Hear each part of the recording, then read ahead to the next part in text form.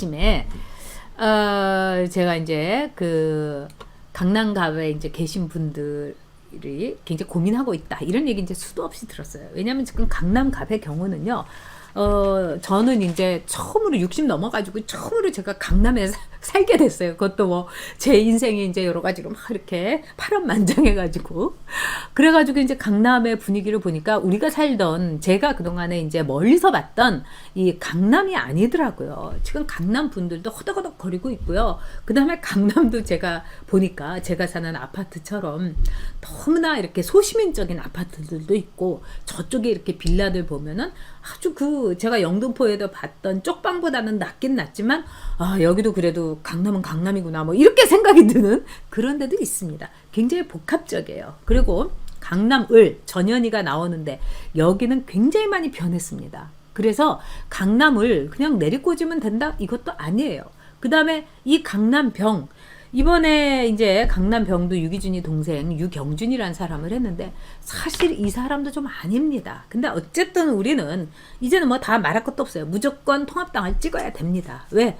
문재인이 때문에 찍는 거예요. 그리고 나중에 정사는 통합당하고 나중에 합시다. 지금은 급한 게 말하자면 문재인 박멸입니다.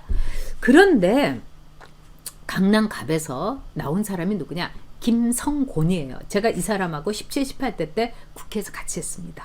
이 사람이 아주 이렇게 조금 해가지고요. 아주 짤짤거리면서 다니면서 템플대학에서 이제 철학 박사 받고 별로 한 일은 없어요. 그런데 운 좋게 연주를 타고 대학교 강사하다가 국회의원이 된 겁니다. 왜? 여수 공천 받고 전라도에서 공천 받아갖고 잘 된 거예요.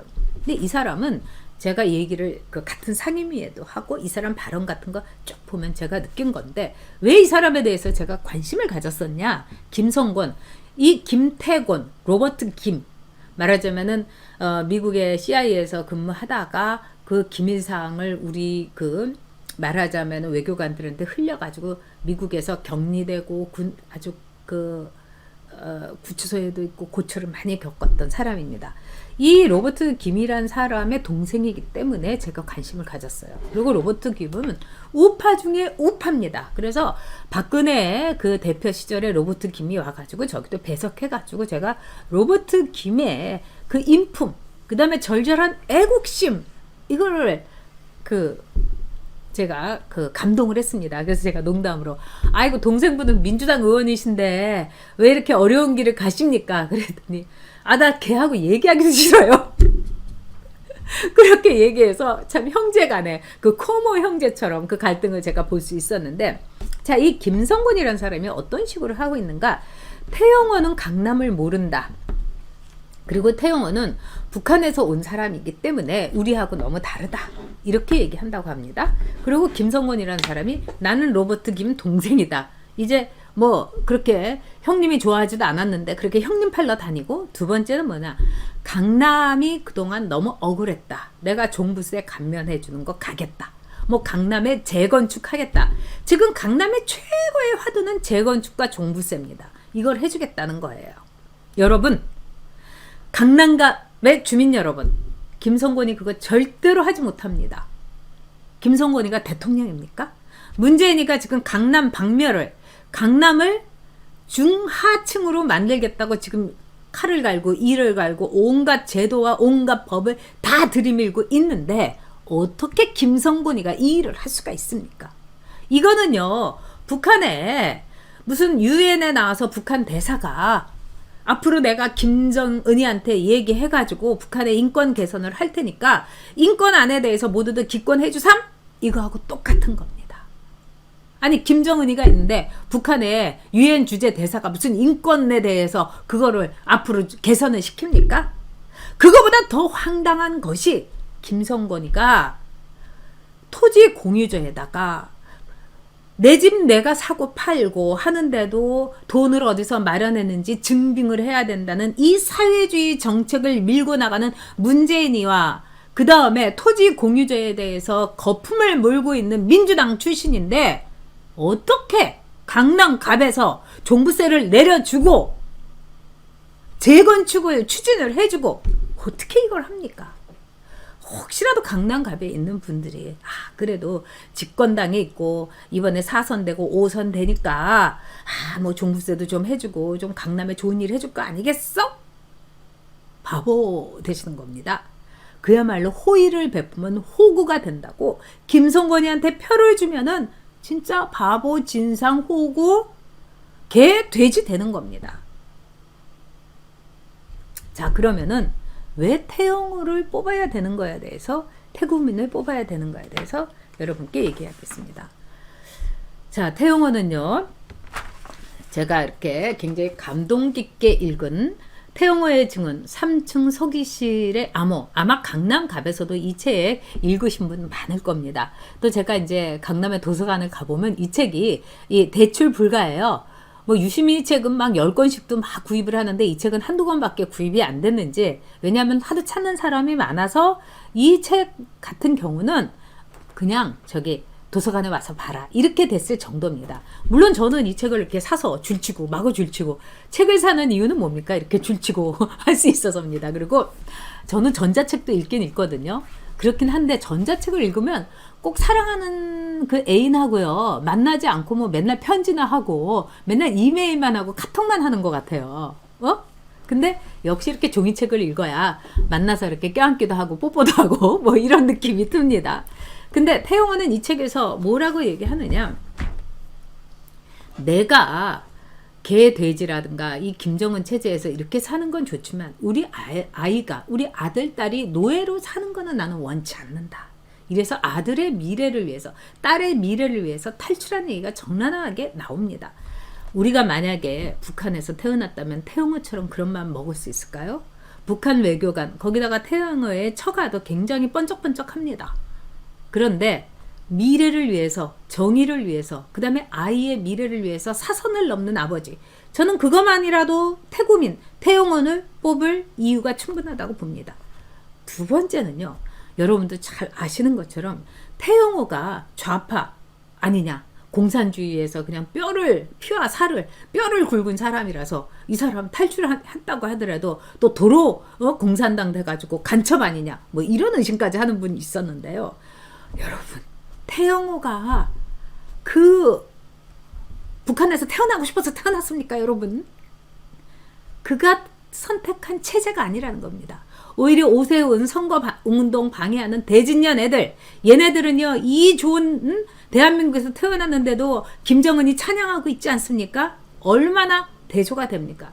태영호는 그 강제된 체제를 깨부수고 자기의 알을 깨부시고 이 대한민국의 품에 안긴 겁니다. 훌륭한 사람입니다. 그 다음에 세 번째, 태영호는요 앞으로 우리가 통일이 됐을 경우에 태영호를 앞세워서 대한민국은 너희 북한 주민들을 국회의원까지 만들어줬다. 이거 하나로 우리는 통일이 됐을 때 북한 주민들을 확 흡수할 수가 있습니다. 북한 주민들이 제일 두려워하는 게 뭔지 아십니까?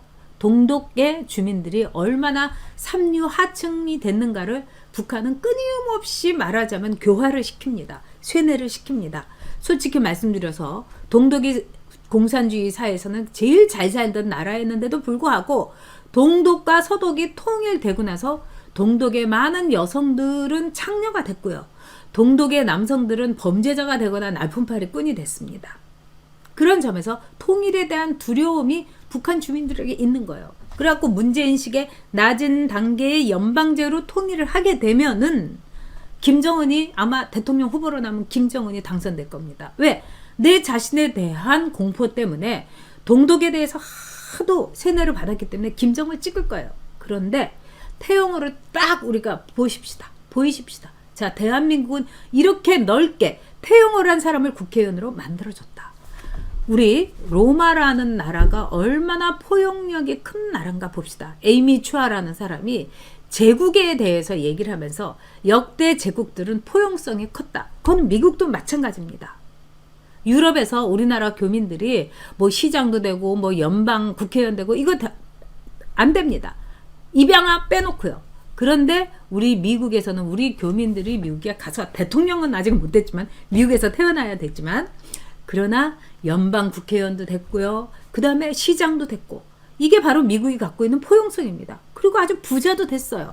아메리칸 드림, 이게 포용성입니다. 그래서 로마 제국 시대에는 자기가 정복을 했던 갈라시아라도 거기 황제가 똑똑하다 그러면은 로마 황제로 삼았어요. 피정복 국가에 말하자면은 이 지도자를 로마의 황제로 삼은 겁니다. 이런 포용성을 우리가 갖고 있어야지 우리 시계, 우리 대한민국이 흡수해서 통일해야 됩니다. 흡수 통일 나쁜 거 절대로 아닙니다. 저 좌파 애들이 자꾸 흡수 통일 이렇게 하는데 자유와 책임과 선택의 자유민주주의와 시장 경제로 흡수하는 통일이 여러분 뭐가 나쁩니까? 좋은 쪽으로 흡수하는 통일입니다. 그런데 그걸 하기 위해서는 태구민, 태용호가 정말 필요한 겁니다. 그 다음에 저도 이 책 샀습니다만 여러분께서 3층 서기실의 암호 이 책 사주시면 참 좋을 것 같습니다. 그리고 이 기파랑이란 출판사 안정훈 그 부사장님 참 훌륭한 분입니다. 이분도 이렇게 저처럼 저야 뭐 조금 사재를 털었지만 이분은 자기 사재도 많이 털어서 좋은 우파의 책을 많이 냈습니다. 근데 이 태용호가 쓴 것 중에서 제가 참 여러분하고 꼭 공유하고 싶은 게 광주 민주화 운동 일어나자 이제 통일되겠구나. 이게 그 당시에 김정일이 한 말이라는 겁니다. 즉 제가 한 줄만 읽어드리겠습니다. 북한에서는 광주 민주화 운동을 광주 인민봉기라고 불렀다. 인민봉기는 통일 전략 전술이라는 매우 낯익은 공식에서 인민봉기만 일어나면은 그대로 남조선 인민들이 봉기를 일으켜서 통일이 된다고 김정일이는 생각했다. 그러나 그거는 오판이었다. 그래서 5.18 광주 민주화 운동 이후에 김정일이 오판을 한 게 굉장히 많이 나옵니다. 그리고 김대중 정부는 친북 정권이다. 통일은 이러이러한 방식으로 한다는 방법론에서 그러나 상당히 비껴가고 있었다. 뭐 굉장히 주옥 같은 말씀이 여기에 많이 나옵니다. 여러분. 제가 여러분께 꼭 말씀드립니다. 이 태영호를 우리가 태구민을 강남갑에서 뽑아야 된다. 그거는 강남갑 주민의 선택인 동시에 대한민국의 선택입니다. 저 문재인식의 낮은 단계의 연방제 이거 하지 않기 위해서는 태영호가 필요합니다. 그리고 김성곤이란 사람 택도 없습니다. 여러분 재건축 그 다음에 종부세 문재인이 버티고 있는데 어떻게 합니까? 자 여러분들께서 많이 오늘 성원해 주시고 저한테 기운 내주셔서 정말 감사합니다.